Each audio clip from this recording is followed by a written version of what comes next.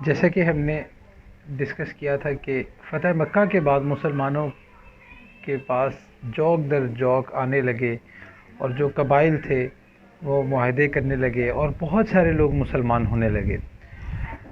تو اس میں مسلمانوں کے پاس مال غنیمت بھی بہت آیا اور اس کے علاوہ بھی کچھ مہمات ایسی ہوئیں کہ جس میں مسلمانوں کے پاس مال غنیمت بہت زیادہ آیا.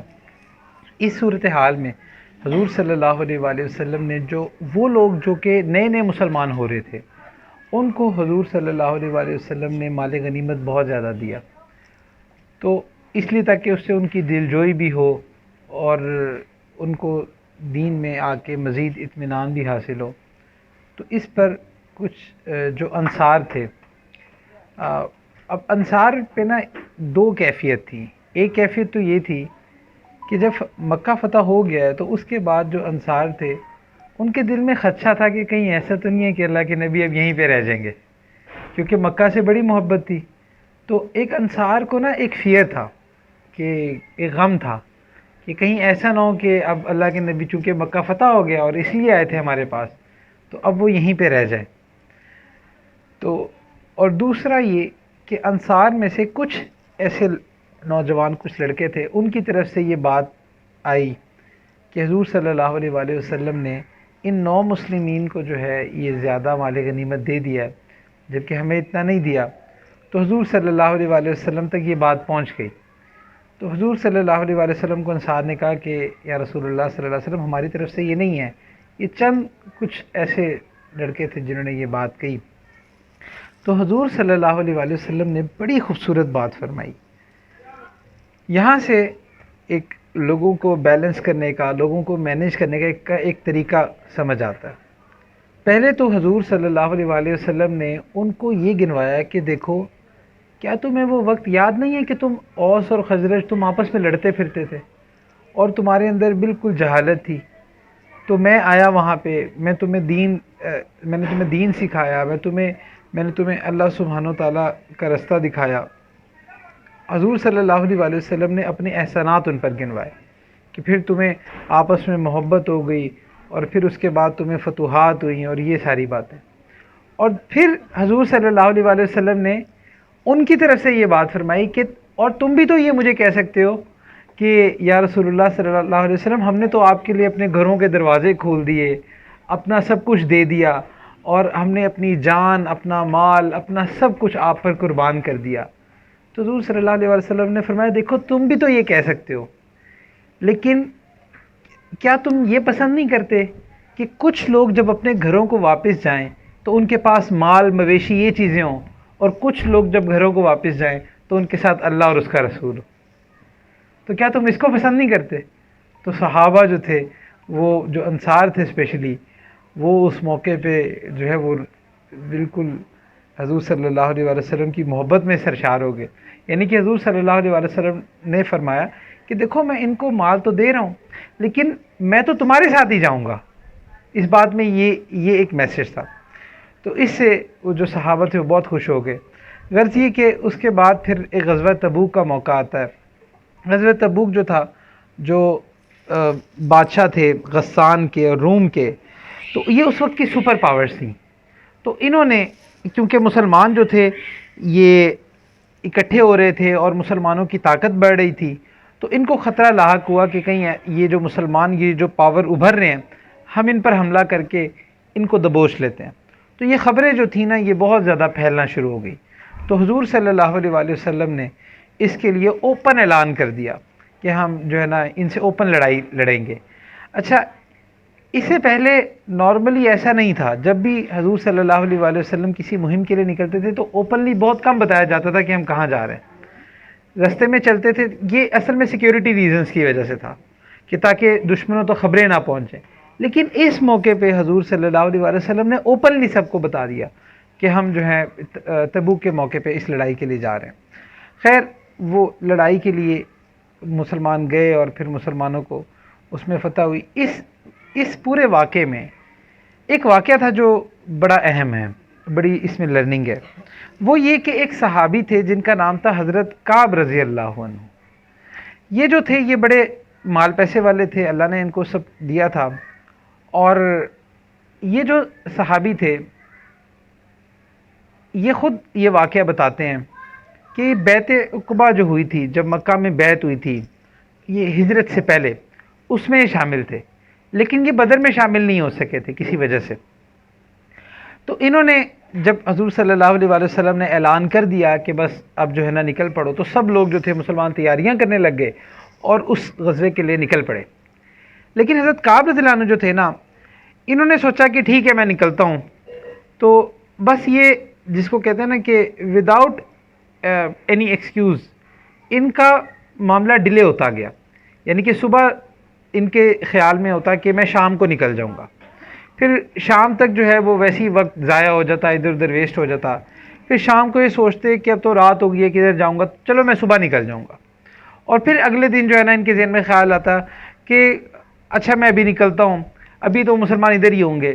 یعنی کہ ان کی کوئی بد نیتی نہیں تھی، لیکن صرف ایک کسی ریزن کے بغیر ایک ڈیلے ہوتا گیا، اور اس ڈیلے کی وجہ سے ایک وقت آیا کہ جب مسلمان بہت آگے نکل گئے اور ان کو خود احساس ہو گیا کہ اب میں نہیں پہنچ سکتا، کیونکہ لشکر جب چلتا تھا تو اپنی ایک سپیڈ سے، ایک رفتار سے چلتا تھا، تو پھر ان کو احساس ہو گیا کہ اب میں نہیں جا سکوں گا۔ تو یہ خود بتاتے ہیں کہ میں مدینہ میں نکلتا تھا تو مدینہ میں صرف 80 لوگ رہ گئے تھے، جو جن میں یا تو کچھ منافقین تھے جو کہ نہیں گئے تھے، اور اس کے علاوہ کچھ جو تھے وہ ایسے لوگ جن کو کوئی سیریس عذر تھا وہ رہ گئے تھے، باقی عورتیں رہ گئی تھیں، بچے رہ گئے تھے۔ تو حضرت کعب فرماتے ہیں کہ میں یہ سوچتا تھا کہ میرے آس پاس والے جتنے میرے دوست اور میرے جو تھے وہ سب چلے گئے تھے، لیکن میں ادھر مدینہ میں اکیلا تھا۔ اور وہ کہتے ہیں کہ مجھے پھر اس بات کا نا شدت سے احساس ہونے لگا کہ یہ مجھ سے کچھ غلطی ہو گئی ہے، مجھ سے کچھ غلطی ہو گئی ہے، میں نہیں جا سکا۔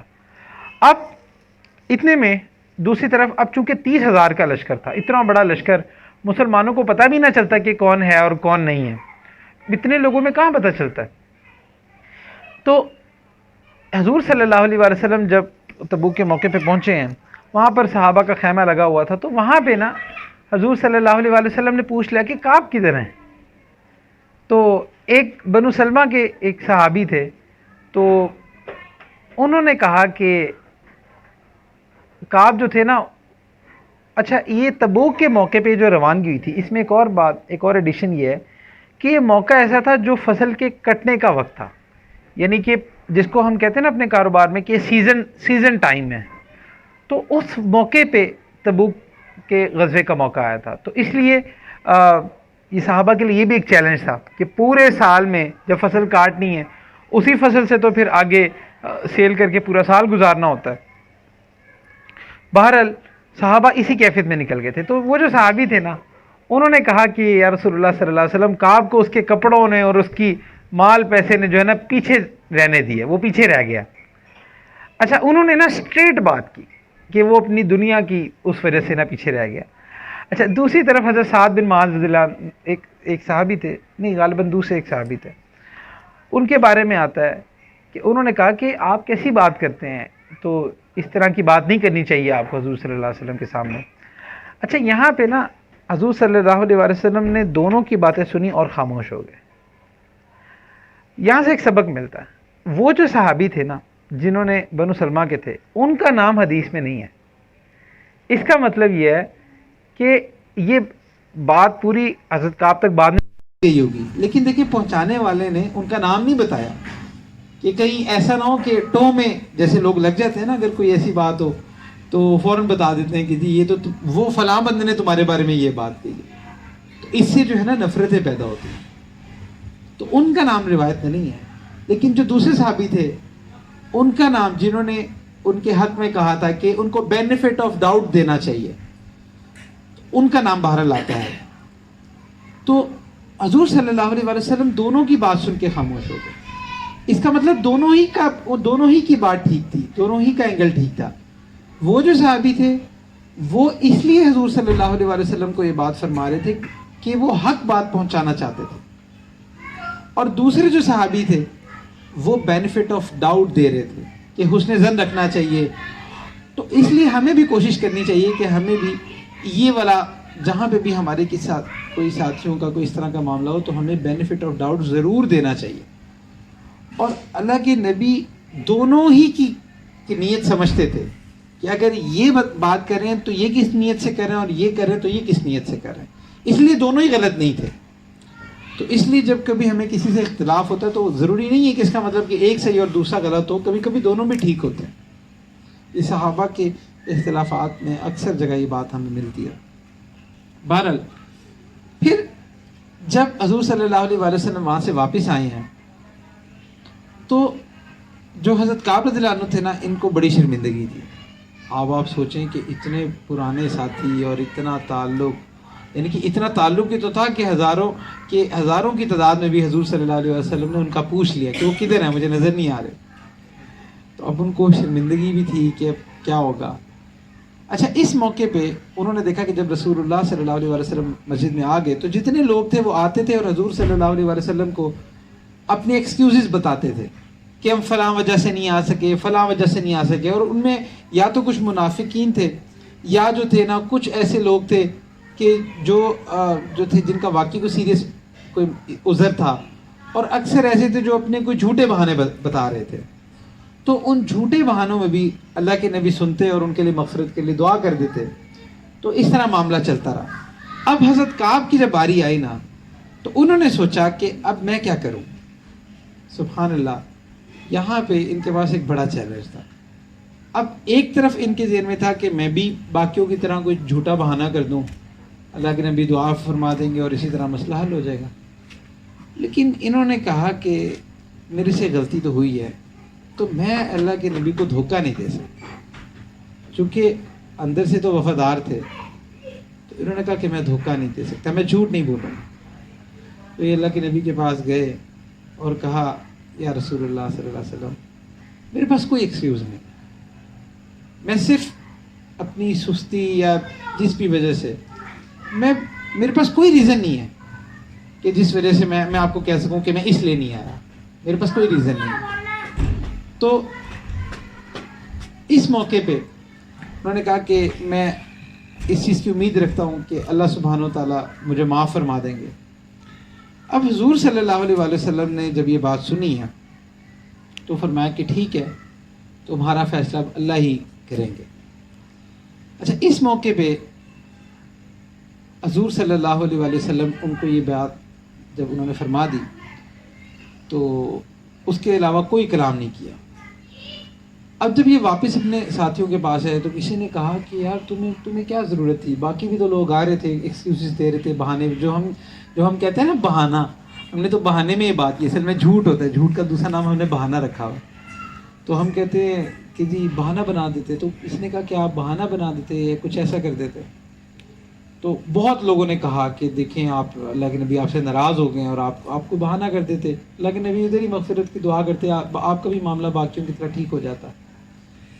تو انہوں نے کہا کہ اب جب ان کو کافی زیادہ یہ بات کہی نا تو ان کے دل میں بھی آیا کہ میں دوبارہ حضور صلی اللہ علیہ وسلم کے پاس جاتا ہوں، کوئی بات کہتا ہوں.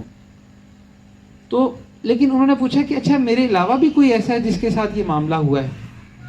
تو ادھر دو لوگ ایسے تھے، دو اور صحابہ ایسے تھے کہ ان کا بھی سیم کیس تھا. وہ بھی ان کا نام تھا، ایک حضرت مرارہ بن ربیع رضی اللہ عنہ اور ایک حضرت ہلال بن امیہ رضی اللہ عنہ. یہ دونوں صحابہ جو تھے یہ بدری صحابہ تھے. تو ان کا بھی اسی طرح کا معاملہ تھا. تو جب انہوں نے دیکھا نا کہ اچھا یہ بھی میرے ساتھ ہے تو ان کو حوصلہ ہوا. انہوں نے کہا نہیں، اگر یہ بھی ڈٹے ہوئے ہیں نا، انہوں نے بھی سچ بولا ہے تو ٹھیک ہے میں بھی سچ بولتا ہوں. اچھا، یہاں سے بھی ہمیں ایک بات سمجھ آتی ہے کہ یہ جو سوسائٹی ہوتی ہے نا ہم پہ بڑا امپیکٹ کرتی ہے. اگر ہم دیکھیں نا کہ ہمارے آس پاس بھی ایسے لوگ ہیں کہ جو نیکیوں پر چلتے ہیں، گناہوں سے بچتے ہیں، تو پھر ہمیں بھی کچھ نہ کچھ شرم آ جاتی ہے. اب اس کی مثال ایسے لے لیں، اب سارے گھر والے اگر تراویح پڑھنے اوپر آئے ہوئے ہیں تو اگر کوئی ایک نیچے رہ گیا تو وہ پھر شرمندہ ہی ہوگا نا کہ میں وداؤٹ اینی ریزن کیوں بیٹھا ہوں. یا سارے لوگ اگر گھر کے نماز پڑھیں تو جو نہیں پڑھتا اس کو ایک شرمندگی تو ہوتی ہے نا کہ میں کیوں نہیں پڑھا. تو اس کے لیے چلنا آسان ہو جاتا. جبکہ دوسری طرف اگر گھر والے بالکل نماز ہی نہ پڑھتے ہوں یا آپ کے دوست احباب جو ہیں وہ نہ کرتے ہوں تو پھر آپ کے لیے مشکل ہوتا ہے. تو بہرحال اس لیے ہمیں بھی نا جب دین پر ہم جب بھی چلیں، جس بھی درجے میں چلیں، ہمیں آس پاس ایسے لوگ رکھنے چاہیے جن سے ہمیں موٹیویشن ملے. جن کو دیکھ کے ہمارے حوصلے بلند ہو کہ اچھا یہ بھی تو چل رہے ہیں نا، یہ بھی تو کر رہے ہیں نا، یہ بھی تو ان گناہوں کے ماحول میں اسی 2021 میں دین پر چل رہے ہیں نا، تو ہم کیوں نہیں چل سکتے؟ تو یہاں سے ان کو حوصلہ ملا. اچھا دوسری طرف ایک دفعہ یہ اپنے ایک کزن تھے، ایک صحابی تھے، وہ جو کہ ان کے بڑے قریب تھے، کہ ان کے پاس گئے اور ان کے پاس جا کے نا انہوں نے بات کی کہ تمہیں پتہ ہے کہ میں منافق نہیں ہوں، میں اللہ اور اس کے رسول سے محبت کرتا ہوں. تو وہ نا انہوں نے ان کو کوئی جواب نہیں دیا. انہوں نے کہا تمہیں کیا ہو گیا، تم میری بات کیوں نہیں سن رہے؟ انہوں نے پھر کوئی جواب نہیں دیا. یہاں تک کہ نا اب وہ اتنے قریبی تھے، اتنے ان کے جیسے کزن بھی تھے اور دوست بھی تھے اور قریبی صحابہ میں بھی سے بھی تھے، تو انہوں نے کوئی جواب نہیں دیا. تو انہوں نے جب بار بار پوچھا نا تو انہوں نے کوئی جواب نہیں دیا. انہوں نے کہا تمہیں پتہ نہیں ہے کہ میں اللہ اور اس کے رسول کے ساتھ وفادار ہوں؟ تو انہوں نے کہا کہ اللہ اور اس کے رسول ہی جانتے ہیں، بس اتنا جواب دیا. اچھا وہاں سے یہ بات سمجھ آ گئی کہ حضور صلی اللہ علیہ وآلہ وسلم نے ان کے سوشل بائیکاٹ کا حکم دے دیا کہ بس ان سے کسی نے کوئی کلام نہیں کرنا. اور کعب رضی اللہ عنہ کہتے ہیں کہ جب میں مسجد نبوی جاتا تھا تو کہتے ہیں میں حضور صلی اللہ علیہ وآلہ وسلم کو سلام کرتا تھا اور وہ مجھے جواب نہیں دیتے. تو کہتے ہیں میں غور کرتا تھا کہ کہیں پہ لپس ہل رہے ہیں، یعنی کہ منہ میں جواب دے دیا ہو، تو کہتے ہیں وہ بھی نہیں ہوتا تھا. اللہ اکبر، کیا کیفیت ہوگی کہ اللہ کے نبی کے ساتھ ایسا تعلق، اتنی مطلب صحابہ تو ان کو دیکھ کے دن چڑھتا تھا، ان کو دیکھ کے راتیں گزرتی تھی، اور وہ سلام کا جواب تک نہیں دے رہے، اور یہ کون ہے؟ اللہ کے نبی نہیں دے رہے. تو کیا ان کی کیفیت تھی؟ تو وہ کہتے ہیں میں جان بوجھ کے نا حضور صلی اللہ علیہ وسلم کے قریب ہو کے نماز پڑھتا تھا کہ اللہ کے نبی مجھے دیکھ لیں، لیکن حضور صلی اللہ علیہ وسلم کوئی لفٹ نہیں کراتے تھے. تو وہ کہتے ہیں کہ میں غور کرتا تھا کہ جب میں اللہ کے نبی کی طرف دیکھتا تھا نا تو وہ میری طرف نہیں دیکھ رہے ہوتے تھے، لیکن جب میں نہیں دیکھتا تھا تب وہ مجھے دیکھتے تھے. تو مطلب کیا اسٹیٹ ہوگی ایک صحابی کے لیے کہ اللہ کے نبی اس کی طرف دیکھ ہی نہیں رہے، کوئی کلام نہیں، کچھ نہیں، ایسے جیسے ہیں ہی نہیں. اور پھر سارے صحابہ نے ایسے ہی کرنا شروع کر دیا. کوئی وہ جس سے بات کرتے کوئی ان کی بات کا جواب نہ دیتا. سبحان اللہ. اور یہ وہ صحابہ تھے جو ایک دوسرے کے لیے جان دیتے تھے. لیکن یہاں سے ایک اور چیز سمجھ آتی ہے کہ صحابہ کی دوستیاں بھی اللہ کے لیے تھیں اور دشمنیاں بھی اللہ کے لیے. ان کا جو تعلق تھا نا وہ اللہ کے لیے تھا، کوئی اور انٹرسٹ، کوئی اور چیزیں بیچ میں نہیں ہوتی تھی. آج ہمیں دیکھنا چاہیے کہ ہمارے تعلقات کس بیس پہ ہوتے ہیں. آپ کا تعلق سچا وہی ہوگا کہ جس کی بنیاد میں اللہ سبحانہ و تعالیٰ ہوں گے، اللہ کے لیے اور اللہ کے رسول کے لیے ہوگا. خیر اب ان کا اس طرح بائیکاٹ شروع ہو گیا، اور مطلب آپ امیجن کریں کہ کوئی آپ سے بات کرنے کے لیے تیار نہیں. تو اب جو باقی صحابہ تھے، جو 2 تھے، وہ بھی بس گھروں میں قید ہو گئے تھے، یعنی کہ گھروں میں رہتے تھے، کیونکہ کوئی ان سے بات ہی نہیں کرتا تھا، کوئی ان سے کلام ہی نہیں کرتا تھا، اور اللہ سبحانہ و تعالیٰ کی طرف سے کوئی وحی بھی نہیں آ رہی تھی. تو کافی عرصہ گزر گیا، یہاں تک کہ ایک اور واقعہ ہوا کہ غسان ایک علاقہ ہے، اس کا جو بادشاہ تھا نا، اس نے اپنا ایک بندہ بھیجا، اور وہ ڈھونڈتا ہوا کعب رضی اللہ عنہ کے پاس آیا، اور اس نے کہا کہ کعب، وہ یہ بادشاہ کا لیٹر تھا، اس لیٹر میں لکھا تھا کہ ہمیں پتہ چلا کہ آپ کی کیا اسٹیٹ ہے، آپ کے لوگوں نے آپ کو چھوڑ دیا، تو آپ ایسا کریں کہ آپ ہمارے پاس آ جائیں، ہم آپ کو مال بھی دیں گے، عہدہ بھی دیں گے، سب کچھ دیں گے، آپ چھوڑیں، آپ ہمارے پاس آ جائیں. تو اب آپ سوچیں کہ ان کی کیا کیفیت ہوگی. انہوں نے اسی وقت اس خط کو پھاڑ کے پھینک دیا، اور زیادہ وہ پریشان ہو گئے کہ دیکھو میرے پہ یہ وقت آ گیا کہ یہ جو ہمارے دشمن ہیں یہ مجھے اپنی طرف بلا رہے ہیں. تو حضرت کعب فرماتے ہیں کہ میرے پہ انتہائی مشکل وقت تھا. تو 40 ڈیز گزر گئے، کوئی ان سے کلام نہیں کرتا تھا، نہ اللہ کے نبی ان کی طرف دیکھتے تھے، بس بالکل جیسے ہی یہ اکیلے ہی ہیں پورے مدینہ میں، حالانکہ مدینہ بھرا ہوا تھا. تو پھر 40 دن بعد ایک شخص ان کے پاس آیا، اس نے کہا کہ میں اللہ کے نبی کا پیغام لے کے آؤں. اب یہ خوش ہوئے کہ چلو شکر ہے اللہ کے نبی کا پیغام آیا. اچھا پیغام کیا تھا؟ پیغام یہ تھا کہ اپنی وائف سے بھی دور ہو جائے. اللہ اکبر. یعنی کہ انسان کو ہوتا ہے چلو اور کچھ نہیں، ایک گھر میں بیوی ہوتی جن سے جو کسی کی سن لیتی ہے، تو کہہ دی کہ اس سے بھی دور ہو جاؤ. اللہ اکبر. تو کعب رضی اللہ عنہ پہ اتنا ٹف ٹائم آیا، تو جو ان کی اہلیہ تھیں وہ ان کے اپنے میکے چلی گئیں. اور باقی جو 2 صحابہ تھے ان کے لیے بھی یہی حکم آیا تھا. تو ایک صحابی ان میں حضرت ہلال رضی اللہ عنہ جو تھے وہ بوڑھے تھے, ایج میں زیادہ تھے, تو ان کی وائف آئیں, انہوں نے کہا کہ اللہ کے نبی سے کہ یہ بوڑھے ہیں, مجھے ان کی خدمت کی ضرورت ہوتی ہے, یا ان کو میری خدمت کی ضرورت ہوتی ہے, تو ان کے لیے مشقت ہو جائے گی, اگر آپ اجازت دیں تو میں ان کی خدمت کر دیا کروں, ان کے کام شام کر دیا کروں. تو حضور صلی اللہ علیہ وسلم نے ان کو اجازت دے دی تھی. تو کسی نے کہا کہ آپ اللہ کے نبی سے آپ بھی اس طرح کا ایکسکیوز لے لیں. انہوں نے کہا نہیں, میں جو بھی ہے اب جو ہو رہا ہے مجھے اللہ پہ بھروسہ ہے, میں نے سچ بولنا ہے, میں نے جھوٹ نہیں بولنا. اور پھر 50 دن گزر گئے, اللہ اکبر, 50 دن بعد پھر ان کے بارے میں اللہ سبحانہ وتعالیٰ نے قرآن کی آیات نازل فرمائی اور ان کی مغفرت کا بھی اعلان ہوا. اور پھر صحابہ جو تھے وہ ان کی طرف دوڑے اور سب نے پھر ان کو مبارکبادیں دی, اور پھر اللہ کے نبی نے بھی ان کو مبارکباد دی. پھر انہوں نے پوچھا کہ اللہ کے نبی سے کہ معافی آپ کی طرف سے یا اللہ کی طرف سے؟ تو فرمایا اللہ کی طرف سے. تو اس سے حضور صلی اللہ علیہ وسلم جب خوش ہوتے تھے تو ان کا چہرہ مبارک اور زیادہ منور ہو جاتا تھا. تو وہ فرماتے ہیں کہ جو سب سے پہلے مہاجرین میں سے بھی جو صحابی آئے تھے اور جنہوں نے مجھے مبارکباد دی تھی, میں آج تک ان کا وہ مبارکباد دینا نہیں بھولا. اس کا مطلب کہ جب انسان کبھی بڑا پریشان ہوتا ہے اور جب جو شخص اس کو اس پریشانی میں حوصلہ دیتا ہے نا, وہ وقت انسان نہیں بھولتا. تو ہمیں بھی اس طرح بننا چاہیے. بہرحال پھر ان کی معافی جو تھی وہ ایکسیپٹ ہو گئی, اور پھر اسی طرح معاملات آگے چلے. پھر حج کا موقع آیا. اچھا, اتنے میں ایک اور واقعہ بھی ہوا تھا کہ عبداللہ بن ابی, اب یہ وہی منافق ہے جس کی سٹوریز آپ سنتے رہیں کہ اس نے کتنا, کون سا ایسا موقع تھا کہ جہاں اس نے مسلمانوں کے خلاف کام نہیں کیا. بدر, احد, اور پھر اس کے بعد جو ہے یہودیوں سے سازشیں, اور پھر حضرت عائشہ رضی اللہ عنہا پر تہمت, اور اس طرح کے کتنے, پھر حضور صلی اللہ علیہ وسلم کی بیعتیں, کتنے موقع پہ اس نے وہ مر گیا اس وقت نا.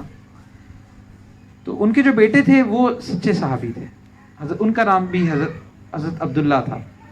تو انہوں نے کہا کہ یا رسول اللہ صلی اللہ علیہ وسلم آپ کچھ عنایت فرما دیں کہ شاید اس کی میرے باپ کی بخشش ہو جائے. تو حضور صلی اللہ علیہ وسلم نے اپنا کرتا ادا کر دیا.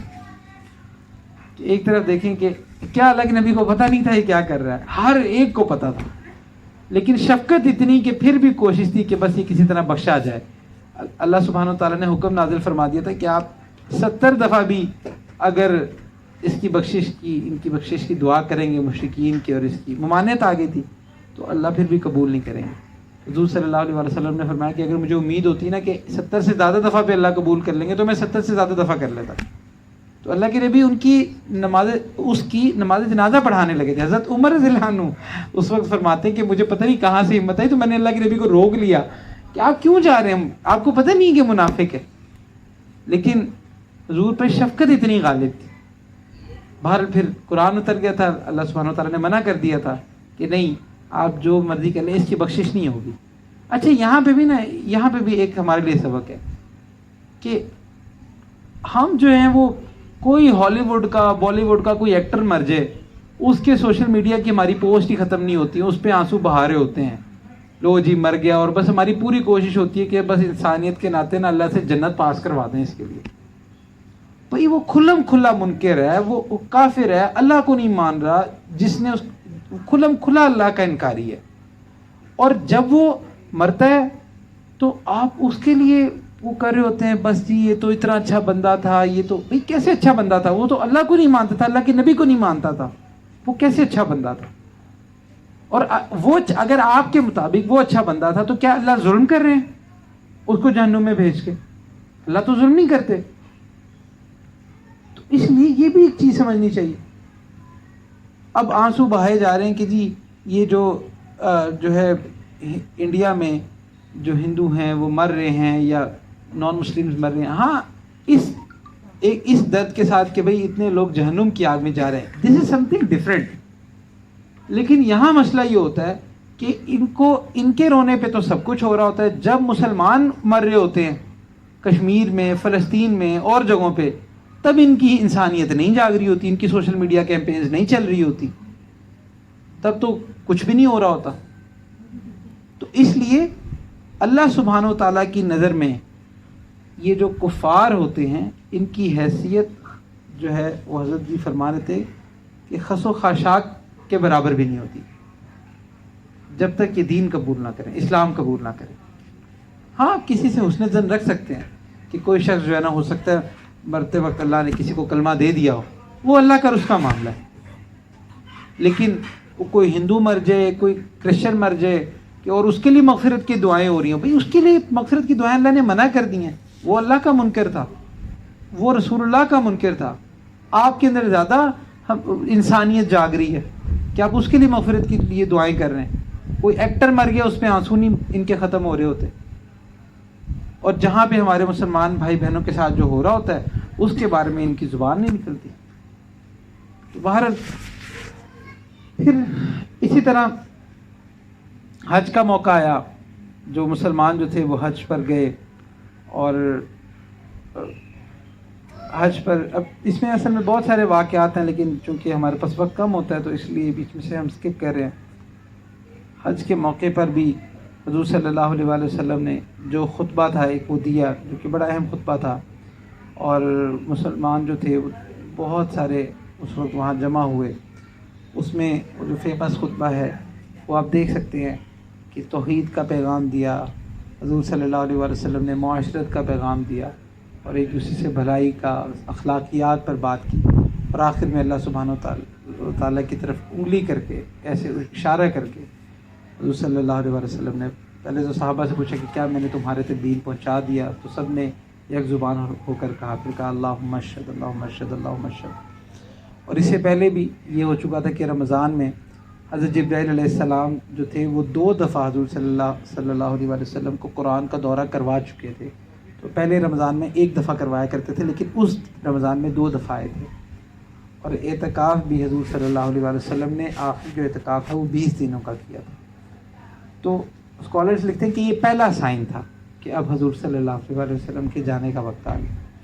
اور پھر خطبے کے موقع پر تو اس طرح حضور صلی اللہ علیہ وآلہ وسلم جب حجۃ الوداع سے جب واپس آئے، اس کے بعد کچھ اور واقعات ہوتے رہے. جنت البقیع میں گئے اللہ کے نبی، اور وہاں جا کر جو ہے جنت البقیع والوں کے لیے حضور صلی اللہ علیہ وآلہ وسلم نے دعا کی. پھر اسی طرح حضور صلی اللہ علیہ وآلہ وسلم جو شہدائے احد تھے ان کی قبور پر بھی گئے، اور وہاں جا کے بھی دعا کی. تو صحابہ کہتے ہیں کہ اللہ کے نبی نے بہت لمبی دعا کی، اور اتنی لمبی تھی کہ محسوس ہوتا تھا کہ جیسے نا اب یہ الوداعی دعا ہے. اور پھر اس کے بعد حضور صلی اللہ علیہ وآلہ وسلم کی جو طبیعت تھی وہ آہستہ آہستہ خراب ہونے لگی. اور ایک دفعہ حضور صلی اللہ علیہ وآلہ وسلم نے جو سر کا درد تھا نا حضور صلی اللہ علیہ وآلہ وسلم کا یہ سٹارٹ ہوا. تو اتنا شدید سر کا درد تھا کہ حضور صلی اللہ علیہ وآلہ وسلم کے لیے چلنا اور نماز پڑھنا یہ مشکل ہوتا گیا. اور پھر بخار بھی اس وقت حضور صلی اللہ علیہ وآلہ وسلم کو بہت زیادہ چڑھنا شروع ہو گیا، اور طبیعت جو تھی وہ دن بدن جو تھی وہ بوجھل ہو رہی تھی. تو حضور صلی اللہ علیہ وآلہ وسلم چونکہ ازواج مطہرات تھیں تو مختلف دنوں پہ مختلف ازواج مطہرات کی طرف ہوتے تھے.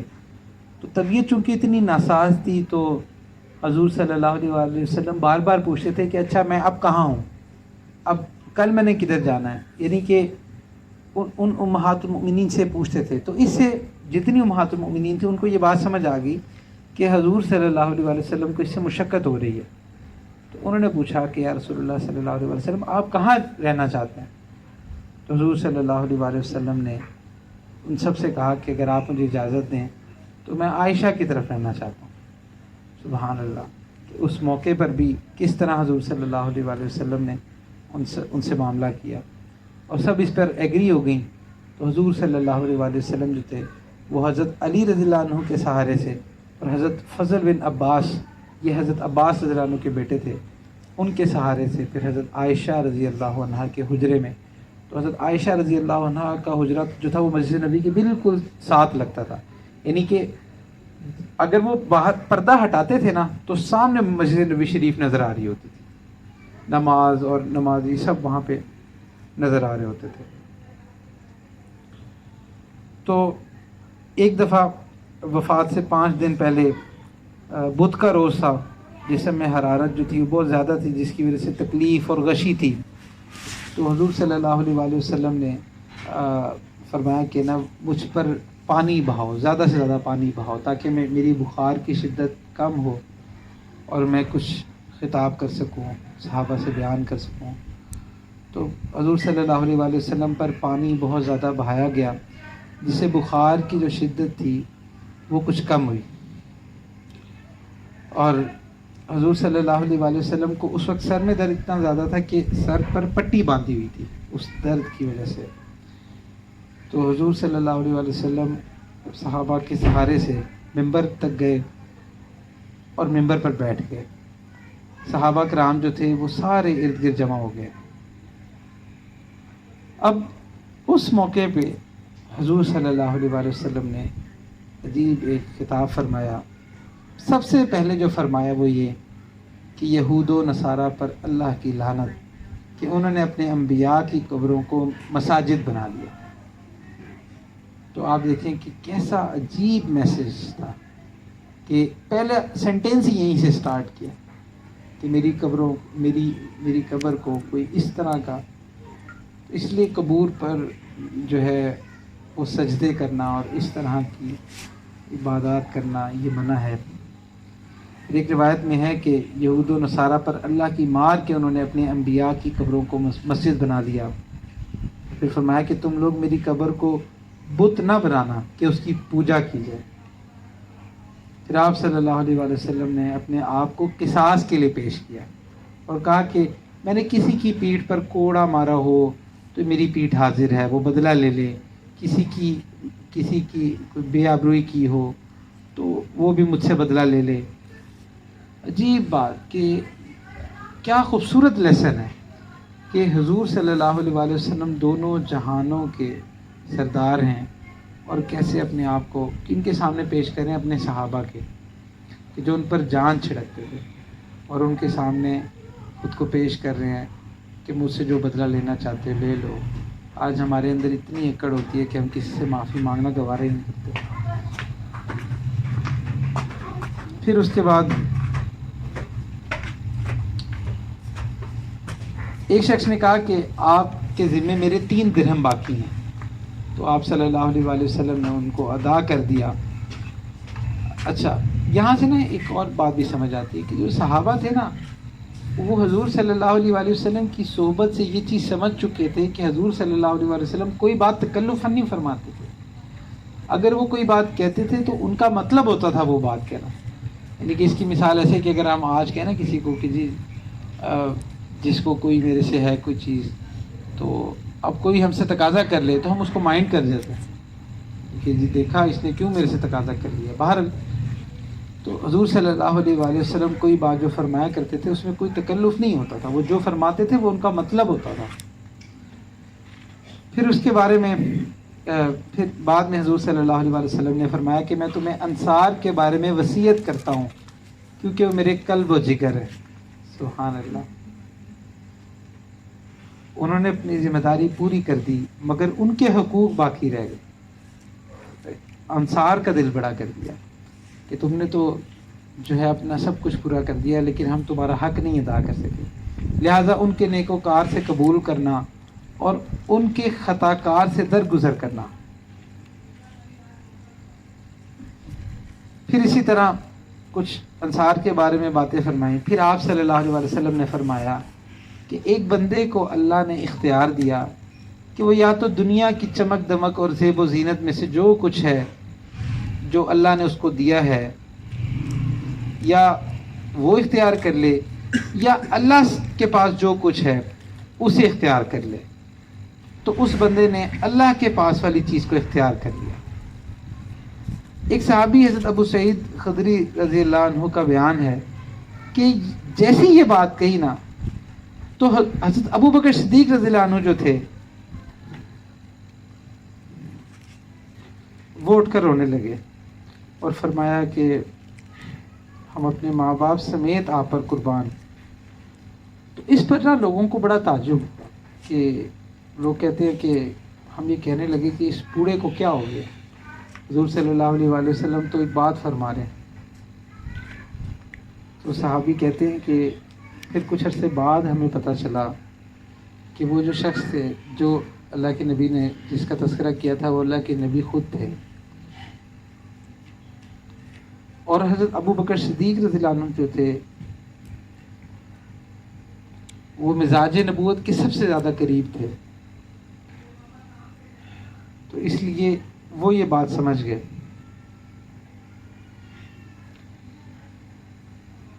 پھر اس کے بعد رسول اللہ صلی اللہ علیہ وآلہ وسلم نے فرمایا کہ مجھ پر اپنی رفاقت اور مال میں سب سے زیادہ صاحب احسان ابو بکر ہیں، اور اگر میں اپنے رب کے علاوہ کسی کو دوست بناتا تو ابو بکر کو بناتا، لیکن میں نے صرف اللہ کو دوست بنایا۔ پھر مسجد نبوی میں کوئی دروازہ باقی نہ چھوڑا جائے، یہ فرمایا کہ کوئی دروازہ باقی نہ چھوڑا جائے بلکہ اسے لازماً بند کر دیا جائے سوائے ابو بکر کے دروازے، جہاں سے حضرت ابو بکر صدیق رضی اللہ عنہ انٹر ہوتے تھے، صرف وہ دروازہ کھلا رکھا گیا اور باقی تمام دروازے بند کر دیے۔ تو فرمایا کہ میں نے سب کے احسانوں کا بدلہ چکا دیا، میں ابو بکر کے احسانات کا بدلہ نہیں چکا سکا۔ اور یہ جو دوسرا میسیج ہے نا کہ فرمایا کہ اگر دنیا میں کسی کو دوست بناتا تو ابو بکر کو بناتا، لیکن میں نے اللہ کو دوست بنایا، یہاں سے بھی ایک میسیج ملتا ہے کہ دنیا جو ہے یہ کوئی پارٹیز کرنے کی جگہ نہیں ہے، یہ دوستیاں، یاریاں، تعلقات بنانے کی جگہ نہیں۔ تعلق صرف اللہ سے بنایا جاتا ہے اور اللہ کے رسول سے بنایا جاتا ہے، یا ان سے بنایا جاتا ہے جو اللہ اور اس کے رسول کی طرف لے کر جاتا ہے۔ اس کے علاوہ کوئی تعلق اس دنیا میں تعلق نہیں ہے۔ پھر اسی طرح آپ صلی اللہ علیہ وآلہ وسلم جمعرات والے دن جو تھے آپ کو تکلیف بہت زیادہ ہوئی تو گھر چلے گئے، اور ایک روایت میں آتا ہے کہ حضور صلی اللہ علیہ وآلہ وسلم نے اس دن 3 باتوں کی وصیت فرمائی۔ ایک اس بات کی وصیت کہ یہود و نصارہ اور مشرکین کو جزیرۃ العرب سے نکال دینا، دوسرے اس بات کی وصیت کہ وفود کی اسی طرح نوازش کرنا جس طرح آپ صلی اللہ علیہ وسلم کیا کرتے تھے، اور تیسری روایت جو ہے، تیسری جو بات تھی وہ راوی کہتے ہیں ان کو صحیح یاد نہیں ہے، راوی بھول گئے، لیکن غالباً فرماتے ہیں کہ غالباً یہ بات تھی کہ کتاب و سنت کو مضبوطی سے پکڑے رہنا، یا یہ وصیت تھی کہ جو اسامہ بن زید کا جو لشکر جو روانہ کیا تھا اس کے بارے میں تھا۔ تو بہرحال رسول اللہ صلی اللہ علیہ وآلہ وسلم جمعرات والے دن تک جو تھے وہ نماز خود پڑھایا کرتے تھے، اور اس روز کی بھی مغرب کی نماز آپ صلی اللہ علیہ وآلہ وسلم ہی نے پڑھائی، اور عشاء کے وقت جو تھا وہ مرض بہت زیادہ بڑھ گیا، اتنا زیادہ کہ مسجد نبوی میں جانے کی طاقت ہی نہیں رہی۔ پھر حضرت عائشہ رضی اللہ عنہ کا بیان ہے کہ نبی صلی اللہ علیہ وآلہ وسلم نے دریافت فرمایا کہ کیا لوگوں نے نماز پڑھ لی ہے؟ تو انہوں نے کہا نہیں یا رسول اللہ صلی اللہ علیہ وسلم، سب آپ کا انتظار کر رہے ہیں۔ تو آپ صلی اللہ علیہ وسلم نے فرمایا کہ اچھا پانی رکھو، میں دوبارہ وضو کرتا ہوں، اور جیسے ہی حضور صلی اللہ علیہ وسلم وضو فرماتے فوراً غشی طاری ہو جاتی، اور 2-3 دفعہ اسی طرح ہی ہوا کہ مسلسل جیسی نماز کی تیاری کرتے فوراً غشی طاری ہو جاتی۔ پھر آپ صلی اللہ علیہ وسلم نے حضرت ابو بکر رضی اللہ عنہ کو کہلوا بھیجا کہ وہ لوگوں کو نماز پڑھائیں، چنانچہ ابو بکر صدیق رضی اللہ عنہ نے نماز پڑھائی۔ اچھا، اس میں بھی صحابہ پر کیا گزری ہوگی کہ وہ صحابہ جو 10 سال سے اللہ کے نبی کی امامت میں نماز پڑھے تھے، آج ہماری مسجد میں امام چینج ہو جائے نا تو ہمیں بھی اس پہ بھی فیل ہوتا ہے کہ یار ہم ان کے پیچھے نماز پڑھتے تھے، اب یہ چینج ہو گئے، تو کیا فیل ہوا ہوگا صحابہ کو کہ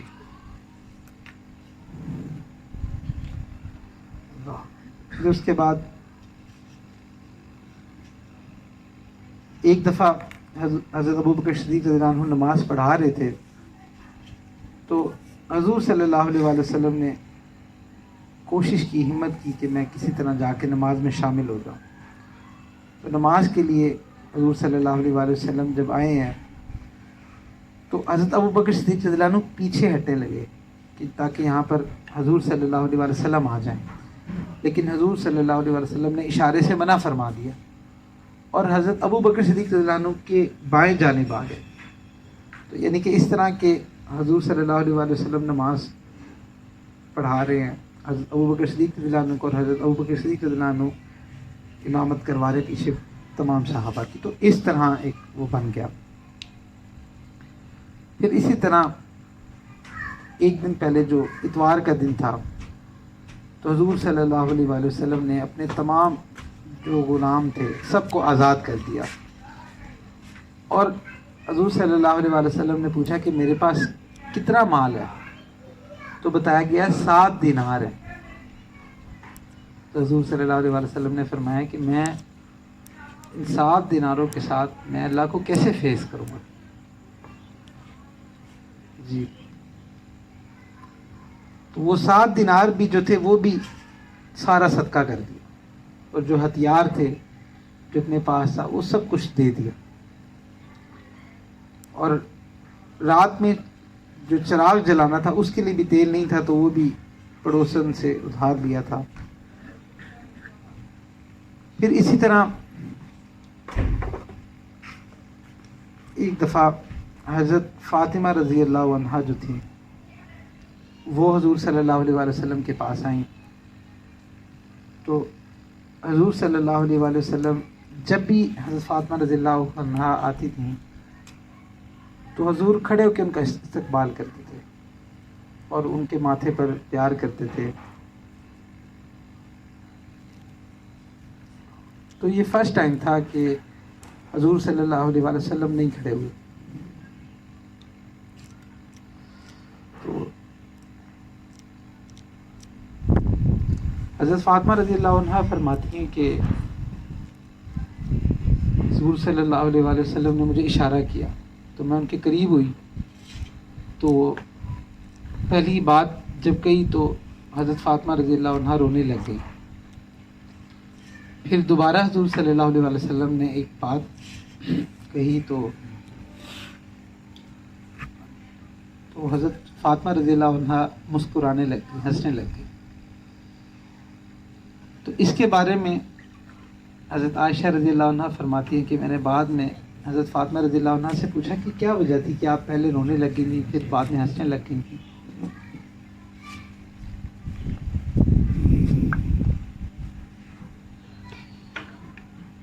تو انہوں نے فرمایا کہ پہلے اللہ کے نبی نے فرمایا کہ فاطمہ میرے جانے کا وقت آ گیا، اور پھر فرماتی ہیں کہ یہ سن کے میں رونے لگ گئی، اور بعد میں فرمایا کہ میرے گھر والوں میں فاطمہ سب سے پہلے آپ مجھ سے ملیں گے. تو یہ سن کر حضرت فاطمہ رضی اللہ عنہا جو تھیں وہ ہنسنے لگ گئی. پھر حضور صلی اللہ علیہ وآلہ وسلم نے حضرت حسن رضی اللہ عنہ اور حضرت حسین رضی اللہ عنہ کو بلایا.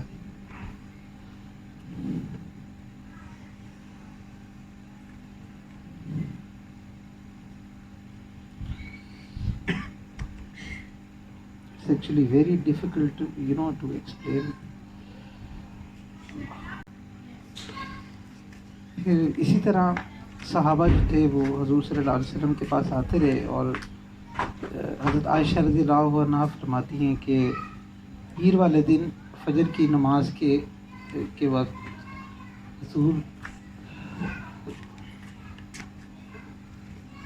حضور صلی اللہ علیہ وآلہ وسلم نے پردہ ہٹایا اور صحابہ کو دیکھا، اور صحابہ فرماتے ہیں کہ ہمیں اتنی خوشی کہ ہم سمجھے کہ سوری میں اس کو آگے کمیونیکیٹ نہیں کر سک رہا، آپ لوگ اس کو خود اپنے طور پہ پڑھ لیجیے گا.